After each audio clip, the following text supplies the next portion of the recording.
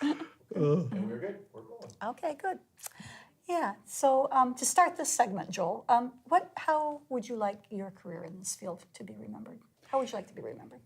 I think as a catalyst in the literal sense, the literal chemical sense of that term, a catalyst is a substance that is not involved in the reaction, but it speeds that reaction up. And I think that's what good philanthropy is. It supports something that's going to happen anyway. And maybe it is happening at a rather slow rate, but philanthropy can come along and speed that reaction up until it gets to where it needs to be. And that was the role I was able to play, as opposed to people who think they are the reaction. Which of your children is the favorite child? Well, the one who will take care of me in my old age. No, that's right. None of these projects are going to do that. Well, I have to say that if there was one I had to put on my tombstone, it would be McPhip, because that has worked in so many ways. It's worked in the sense that there are literally hundreds of thousands of people in Michigan who now have community foundation service that did not have service before. It works in the sense that there are 23 or more freestanding community foundations that didn't exist before. It works in the sense that we've got 86 permanently endowed youth funds that will be supporting the work of YACs forever and ever. So that has been the one that I think has touched the most people, has been the most permanent and enduring. Did you have any idea it was going to turn into that?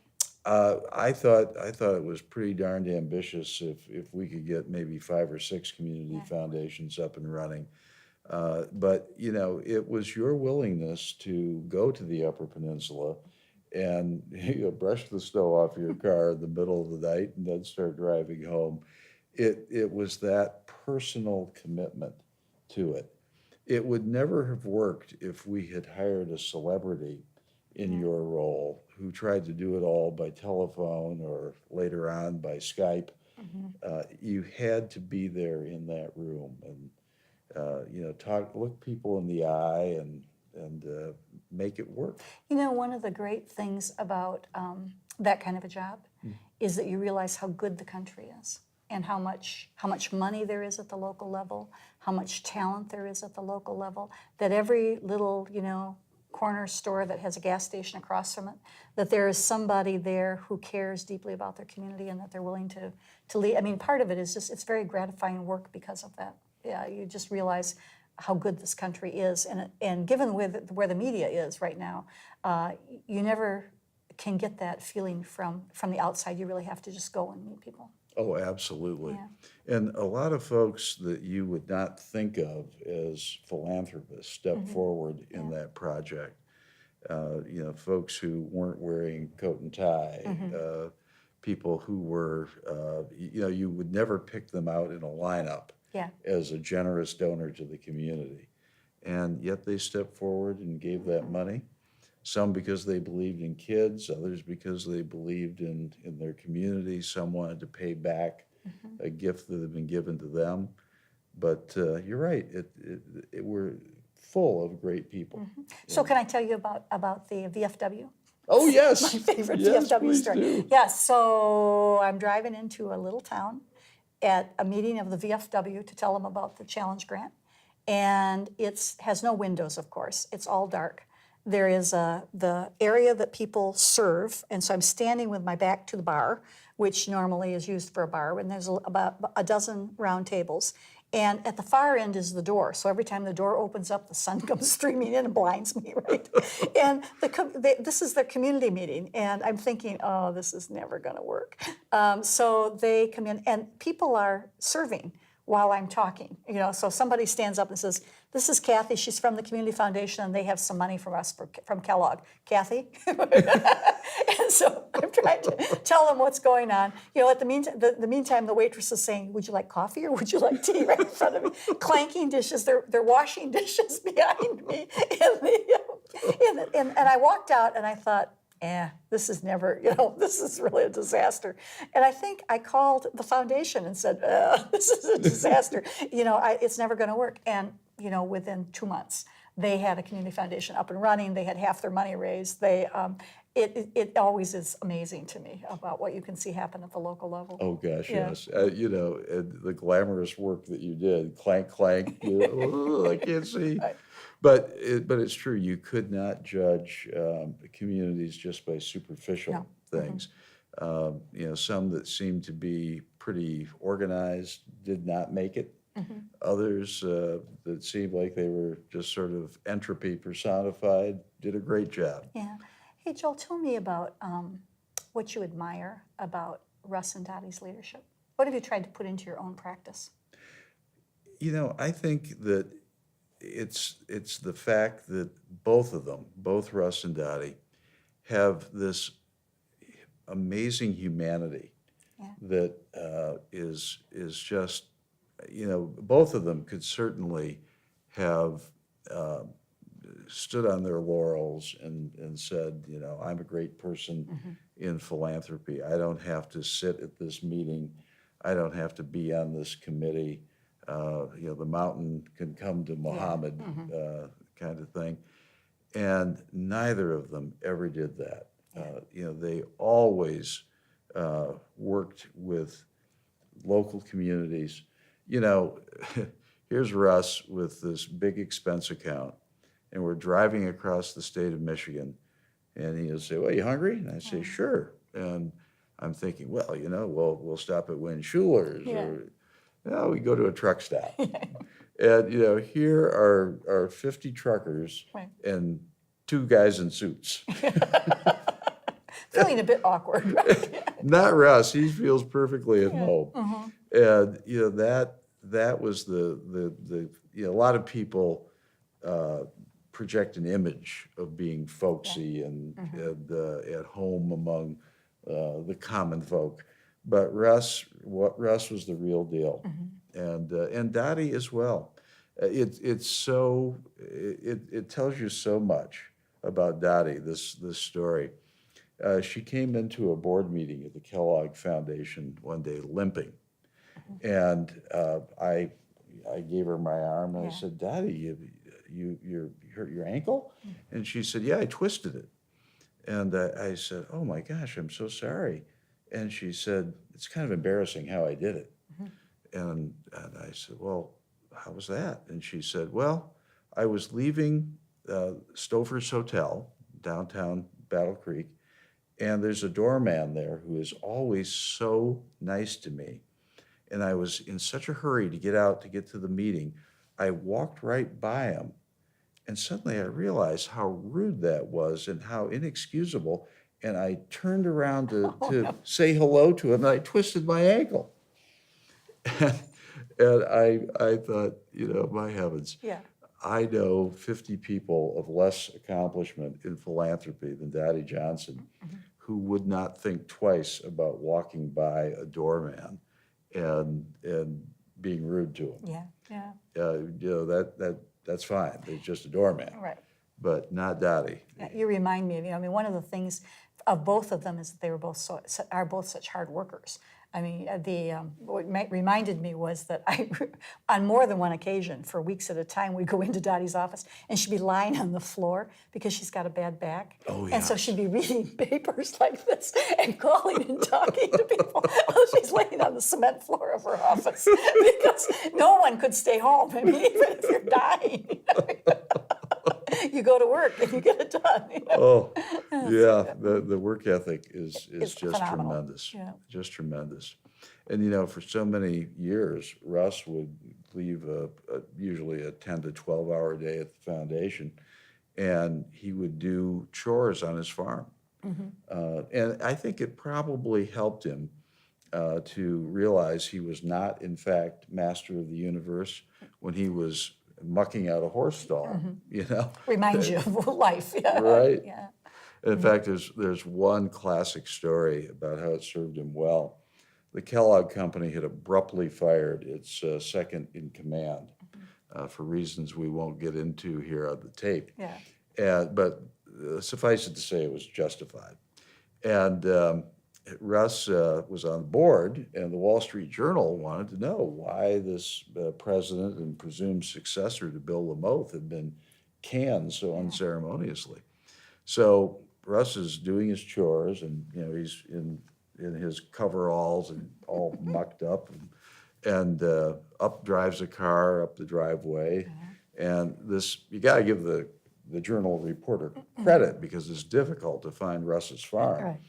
And the reporter gets out, and of course, Kellogg board does not want to talk about this at all. So the reporter gets out and says, "Is Russ Mawby here?" to Russ. And Russ is an Eagle Scout. He has a terrible, terrible time telling a lie, even if it's to protect confidential information. So Russ leans on the rake that he's mucking out the stall with, and he looks around. He says, "I don't see him." So he enjoyed being the common man. Sometimes it was very handy. It was useful. Hey, tell me a little bit about your conversations with your program officer colleagues in other big foundations that were funding in this area. I mean, it's like they all dropped off the edge of the earth all at once.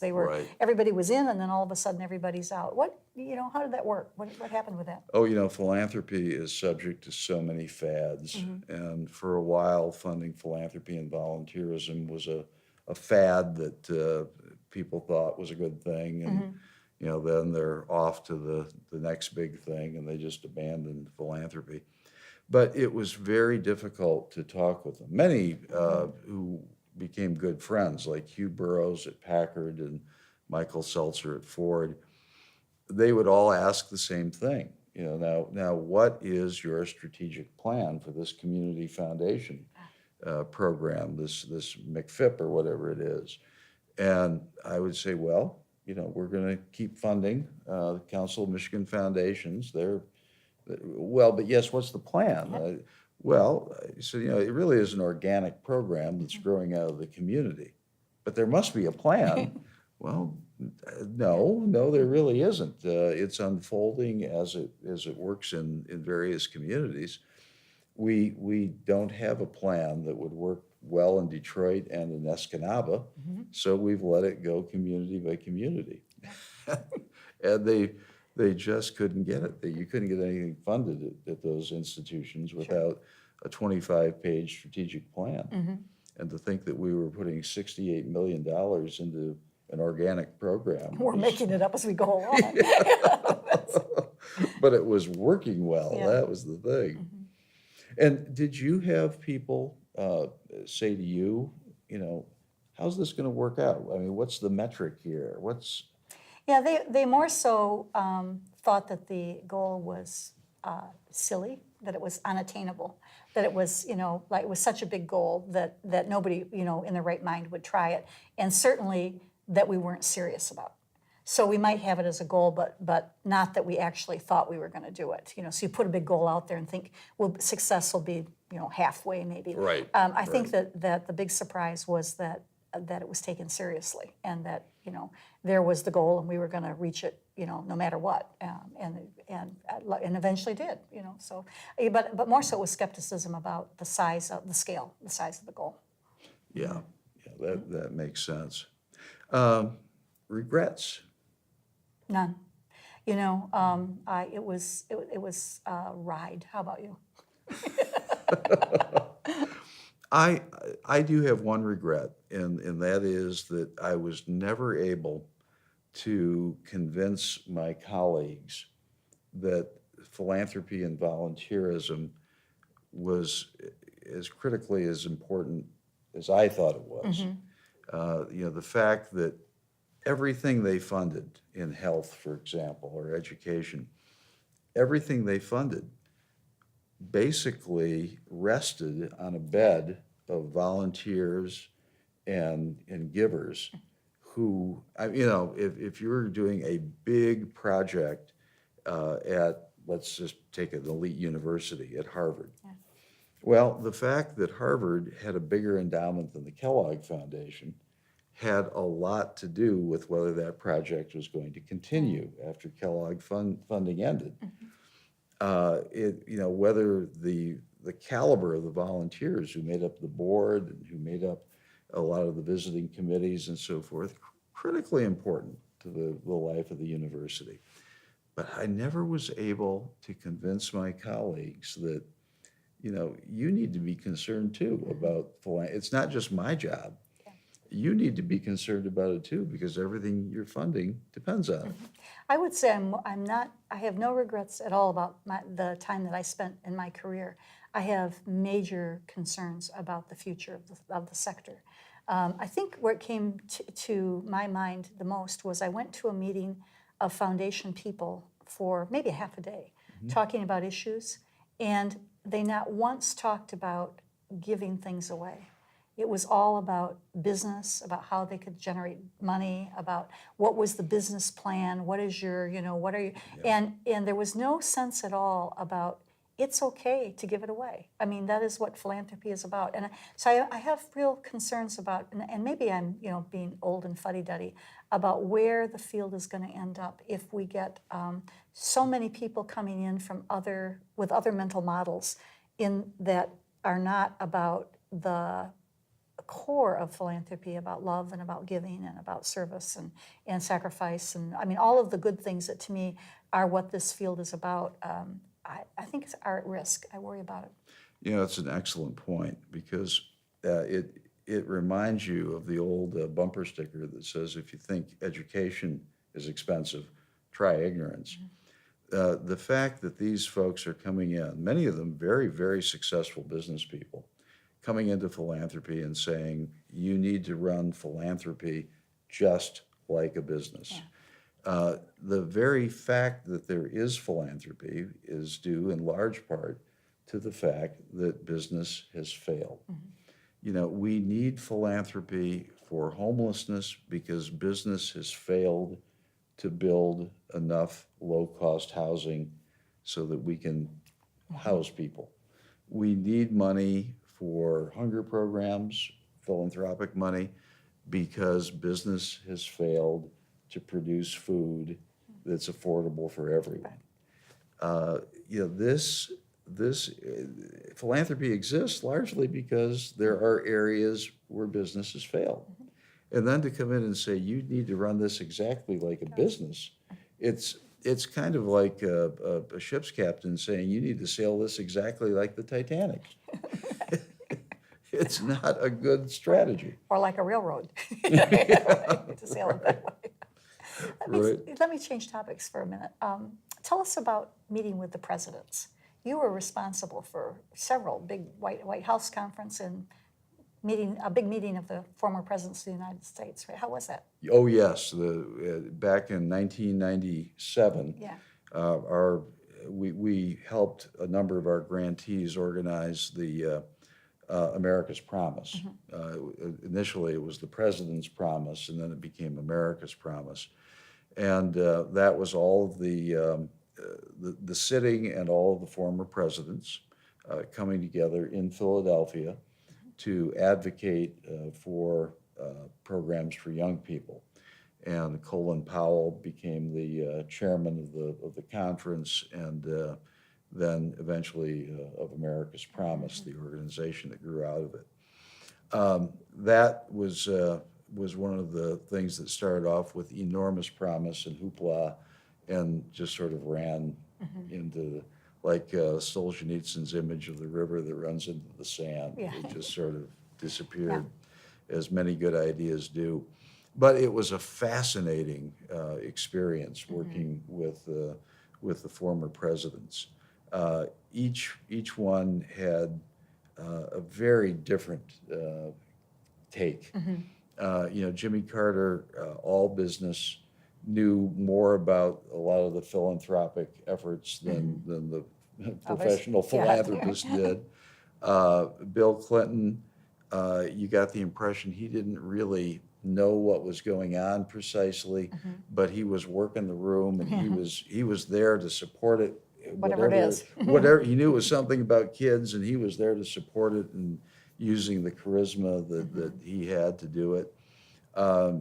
George Bush Sr. was the most, I would think, accessible of the former presidents.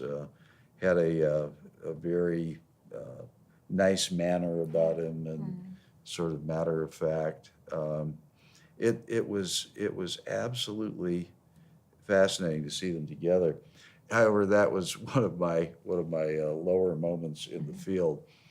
Being a smart guy, I did a little research on each of the presidents, and with President Bush, I found that he had played in the College World Series for Yale at Himes Field in Kalamazoo, 2 miles from my house. So I thought, oh, what a great icebreaker this will be. It won't be about politics. It'll be non-controversial. So when I met him, I said, Mr. President, I live in Kalamazoo, Michigan, and just a couple of miles from Himes Field, where you played in the College World Series. Yeah. And his face just turned absolutely dark. Just all the life went out of it. And he shook his head and he looked at the ground and he said, God, I stunk up the joint in that series. He said, I didn't even hit the ball out of the infield. And I made a couple of errors. And it was clear that I had just brought up this crushing disappointment that has dogged him to this day. And, there I am, the smartest guy in the room with my foot hanging out of my mouth. Oh, good Lord. Well, to make you feel better about it, the product of that conference was a set of videotapes. Yeah, that we wrote into Learning to Give, and in fact, my husband as a teacher used them for years and years and years, teaching in science because they taught about community responsibility.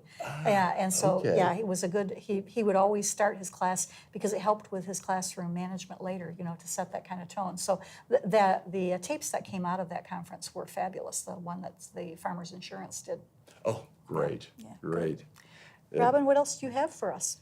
Well, I have a couple of questions. Yeah. Okay. At what point did you realize that McFib was going to be such a big success, that it was going to impact so many people? And what was it like? Do you recall?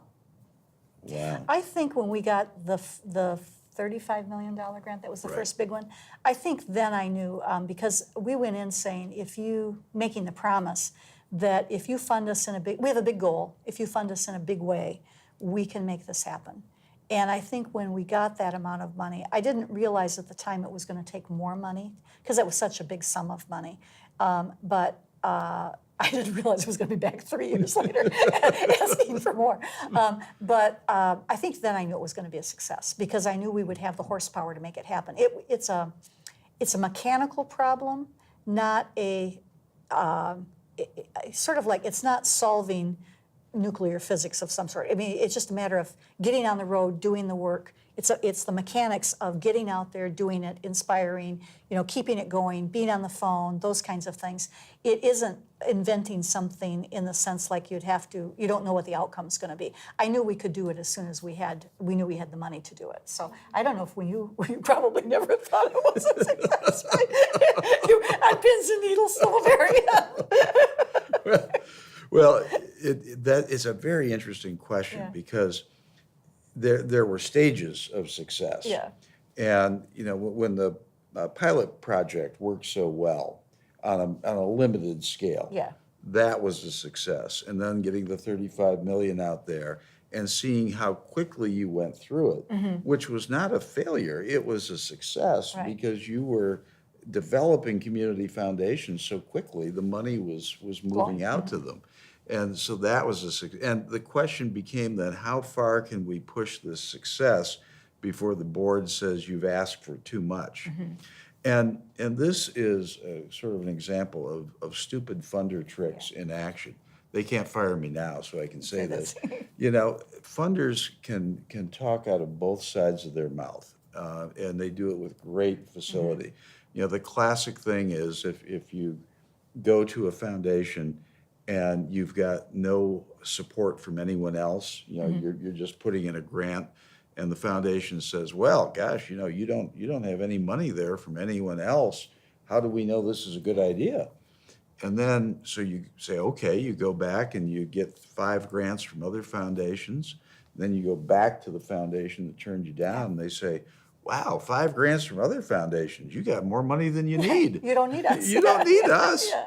So this was a sort of example of a stupid funder trick in action. Board members saying, you know, you just got $35 million from us 3 years ago. Right. It must be a failure because you're coming back. And my response was, you know, we thought that was going to last 5 years, and it only lasted 3 because it's going at such great, gangbusters, Yeah. a great rate of success. And, you know, there were people who were harumphing because we didn't hit our 5-year target. Well, we did it in 3 years. You know, what's the problem here? So, yeah, there were different stages of success, and I just kept thinking, gosh, you know, can this get any better? Yeah. And it kept getting better. It kept getting better. Amazing stuff. So do either or both of you have any stories about particular instances of a youth advisory committee participant whose lives were changed by having this grant-making experience? Oh, Well, the one Miriam talks about in her audio interview, which I really think is probably a model of what would happen, is that they decided that they wanted a diverse committee, and they had a young woman from a not wealthy home, a minority woman, young girl, and very, very sharp young woman, but no one in the family had ever been to college.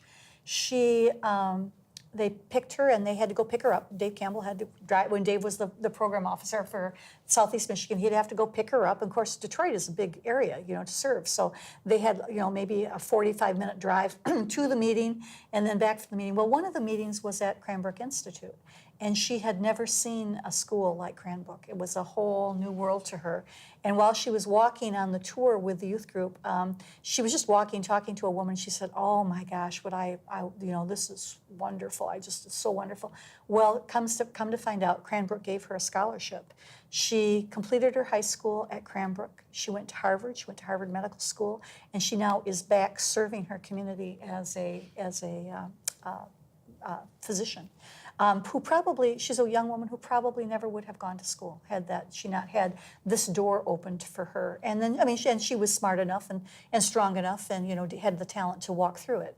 But McPhip made it possible for her to do that. And I'm sure there's stories like that, all across the state. Oh, yeah. Well, I think my favorite one, for years, Kathy would hammer on the community foundations, we need diversity. And they would say, okay, in the National Honor Society, there's, Latina and there's African American. No, not just National Honor Society. We need diversity in terms of the kind of people you get. Well, what do you mean? Well, how about some people who are on the cusp of dropping out, but they've got great leadership potential? How about, it was such a struggle to get. But there was one probate judge in Antrim County, up near Traverse City, who took Kathy seriously, and he got a majority of the Youth Advisory Council members on who had records. They were adjudicated, and the chairs, I recall, Juvenile delinquents. The chair had been arrested for breaking and entering and so forth. But talk about life-changing for these kids, because for the first time in their lives, they were being asked to do something constructive, and being trusted with the money to do something constructive. And imagine trying to get a grant from that group. I mean, these kids were not taking any wooden nickels. No, they're tough. They and I think it's again authentic to reuse that word, but the money in our society has power, is power, and so often we put kids in positions that are phony, that they have phony responsibility to do something, but not real responsibility. I think it was a real surprise to them to find out that they have real responsibility. And I would have to pound on the community foundation boards, and what I would say to them is, the rule is, and I would use Kellogg as an excuse, and then I'd call Joel and say, make sure to back me up on this, that Kellogg will be mad if you ever overturn a youth advisory committee decision, unless it's something that you happen to know. Let's say that there's an embezzlement in a nonprofit, something that the kids wouldn't necessarily know. But you can't overturn the youth advisory committee just because you wouldn't make that grant. That that they have to, and I think it took them a while to get used to that idea. And then what they found out, of course, was that they were wonderful grant makers. Oh, absolutely. They're very tough grant makers. And they would go after things that adults wouldn't touch. They would go after race relations in a community. And the adults would say, we don't have a race problem. And the kids would say, that's really the first sign of the problem right there. Yeah. And homelessness. I remember one small community that the kids were saying we have a terrible problem with homelessness. And the adult board was like, not us. I mean, that happens other places. Well, they said, well, let us prove it to you. And they started to bring in their friends. And mainly they were friends who'd been kicked out of their houses because their parents were upset with how they'd been behaving. And so they're living in cars. They're sleeping with friends. I mean, they really are homeless teenagers with no place to go because they have been shut out of their homes. But it took the kids to say this is a real problem for our generation. And the adults didn't believe them. Right. Well, so what I'm hearing you say is that the Youth Advisory Committee members, those that were able to participate, in particular, the ones who came with a record as juvenile delinquents, it was a game changer for them. Yeah. Oh. And I know it's obvious, but talk about it. How did it change? How did it change their lives because they had that experience? Or how do you perceive that it changed their lives? Well, I think because they had been picked out for the first time to do something good, rather than picked out to be kicked out of the room, because they interacted with other young people from across their community who weren't necessarily their traditional peer group. So they didn't have to be in their old role. Jim McHale always used to say, leave your letter sweater at the door, which because people would go from there would be people from different schools. So suddenly they were in a new environment around with a new peer group who wasn't necessarily pigeonholing them in their own role. So I think they had a chance to practice a new role of being constructive and of being valued for what they knew, because what they really knew were the problems, because a lot of them were living with the problems. Oh, yeah. Well, and what Kathy said earlier, that we give kids phony responsibilities. I mean, sure, it's important to have someone clean up the garbage in the park. That's fine. But you don't see adults doing that. This was the first time these kids had ever been given real responsibility, the kind of responsibility that adults have. And their bullshit detectors are quite exquisite. And they sniffed and they said, oh, no BS here. This is the real thing. We're giving money. And that, I think, was just almost like flipping a light switch. It was such a game changer for them to realize, oh, I'm not being put at the little kids' table anymore, or pick up the trash in the park anymore. I'm making grants to, people in the community who are movers and shakers of the community are coming to me and asking for my help.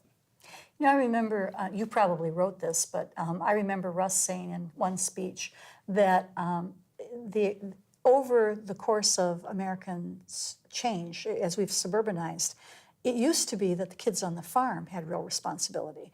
If the 10-year-old didn't feed the cow, if they didn't get milked, if they didn't do the work that needed to be done, the family starved. So there were real consequences and real work that needed to be done. And as we have pushed back adolescence, what has happened, or adulthood, I guess, we've extended adolescence, that fewer and fewer times are young people really at the prime of their life. They're at their strongest and most open, we don't ask them to do real things. And yet, they used to be, but we've broken that. Now they play video games waiting to grow up, or waiting to sort of waiting for adulthood. They're in this suspended animation. And I think that McPhip gave them at least one place where they could be real. Absolutely. I did write that, by the way. I thought you probably did, yeah. Anyway, but yeah, I mean, it's so true, and we don't want to go back to the good old days of war, but in World War II, we had 18 and 19-year-olds making life and death decisions, 18 and 19-year-olds on the home front making the weapons that won the war.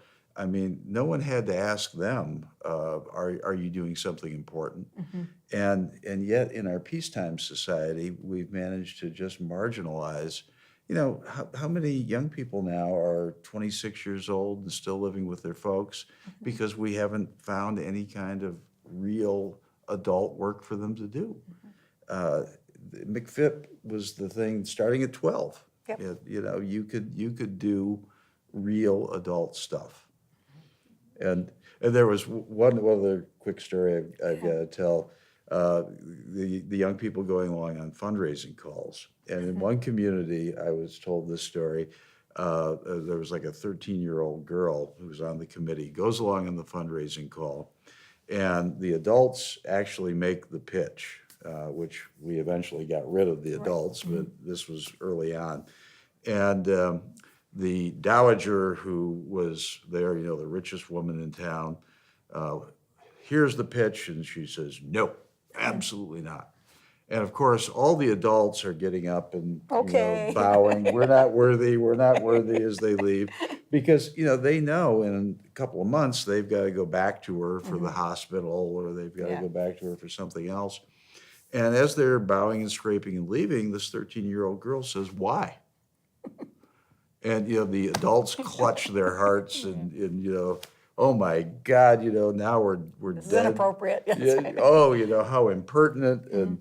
And the dowager is stunned and she says, I don't know. She said, well, tell me a little more about this project, young lady. And then, the adults are still gasping for breath. So the young woman makes the pitch in much simpler and more direct terms than the adults did. And Dowager says, well, I suppose I could support that. And, again, it was only a young person could have done that. Right. If one of the adults had done that, he would have had his head handed to him on a platter and never gotten another dime. But that young woman was able to do it. It was that fearlessness, yeah. Yes, Yeah, that they had. absolutely. The words that I kept thinking while you were talking is how this experience of being valued and trusted increased their own self-worth Absolutely. and what they knew that they could do with confidence. And it was it's real. It's real. It's a real sense of self-worth. It's not somebody telling them you're wonderful, you're wonderful. They can look in the mirror and say, I did a good thing today. It's a little quiet voice that's real good, real powerful. And as Kathy was saying, in the learning to give, helping kids to give not to themselves, not to make their school better or their own room nicer, but to others, very early on, helps them to see that there is a kick, that there's an endorphin rush that comes with helping other people that you can't get by making your own life a little posher. Interesting. Early on in Learning to Give, we had a conversation about economics because we were trying to tie to all of and so everybody was saying to us, oh, you can't make any tie to economics. It's not going to work. I mean, it's going to have to be at the surface level about nonprofit organizations as businesses and that sort of thing. So then we got into a conversation about cost benefit and whether, in fact, a sacrificial gift is a cost without a benefit.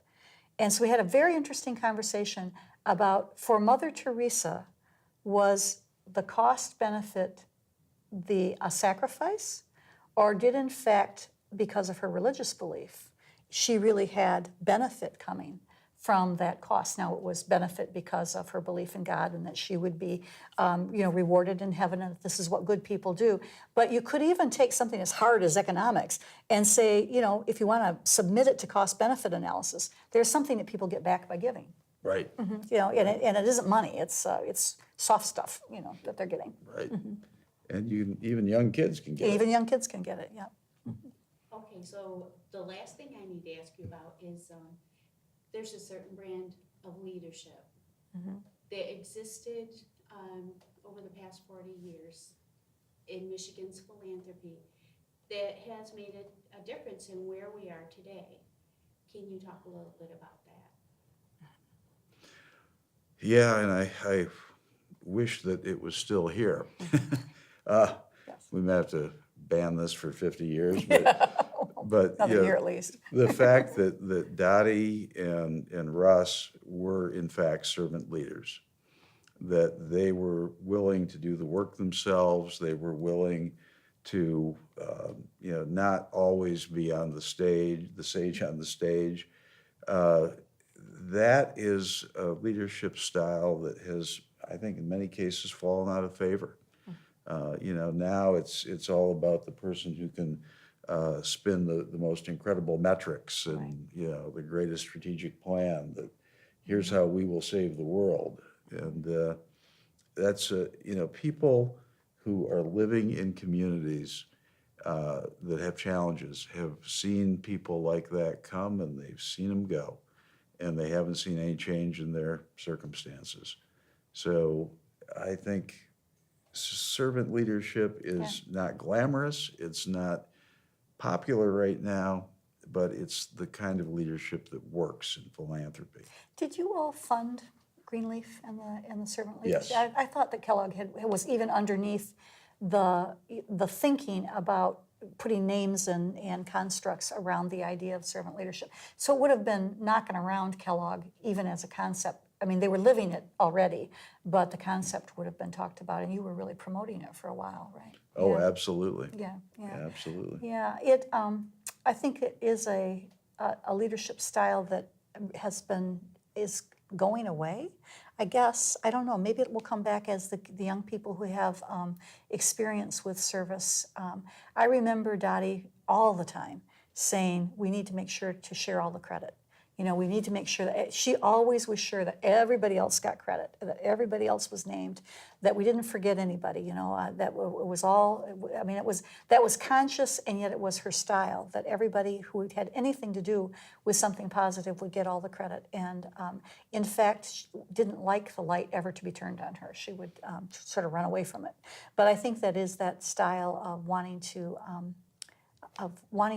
make things right, and then to be a servant in making it happen with other people, through other people. Yeah, and it's just sort of inimical to the styles we have today, where you're supposed to brand your foundation and you're supposed to raise its profile in the public mind, and you're supposed to take credit for, do your metrics so that you can take credit for what you've done. And I mean, that's all well and good if you're trying to promote a Hollywood celebrity, but it's not well and good if you're trying to solve some of the most perplexing problems in our society. I had a great argument with the head of the IU Center on Philanthropy, who's a good friend, and he's an economist by training, and so he's very much numbers oriented.